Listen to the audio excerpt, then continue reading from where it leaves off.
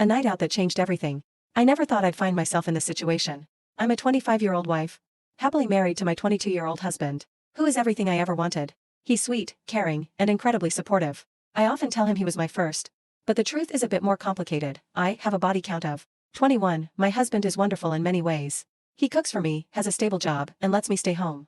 But there's one thing that's been bothering me, our intimacy. He's not as intense as my ex-boyfriends, and sometimes I crave that passion. One night, my husband had to go out of town for work, and I decided to hit the town with some girlfriends. I put on a figure-hugging blue dress that showcased my curves, feeling confident and alluring. My husband trusted me completely, telling me to have fun and that he knew I wouldn't betray him. I appreciated his faith in me, but a part of me felt a thrill at the thought of the night ahead. As we danced and drank at the club, my friend Amy offered me some LSD. Back in the day, I experimented with various substances, so I accepted without thinking twice. The effects kicked in, and I lost track of my friends in the pulsating crowd. That's when I felt a tap on my shoulder. I turned around to find Jake, my college ex. We hadn't seen each other in years, and he looked even more attractive than I remembered. We started chatting, and before I knew it, he had bought me a drink, and we were reminiscing about old times. It turned out he was single and doing well for himself.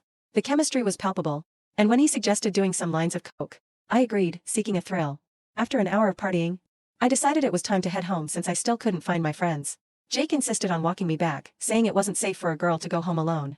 I agreed, relishing the company. As we reached my house, he made a joke about not wanting my boyfriend to get the wrong idea.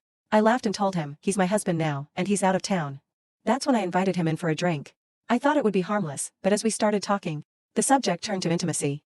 I found myself venting about how my husband didn't satisfy my needs the way I wanted. I could see Jake's interest peaking, and before I knew it, we were caught up in a moment of nostalgia and desire. I kissed him, and it felt electric. Let's go upstairs, he said, and I felt a rush of adrenaline. I followed him as a submissive woman, not fully aware of the consequences. In the bedroom, he took control, telling me to undress. I complied, feeling both exposed and exhilarated. He tied me to the bed and dominated me in a way I hadn't experienced in years. He shoved his cock down my throat saying to me, "You're going to kiss your husband with this mouth and you cheating on your husband. You slut." This left me crying but I loved it. He took photos of me but I didn't care.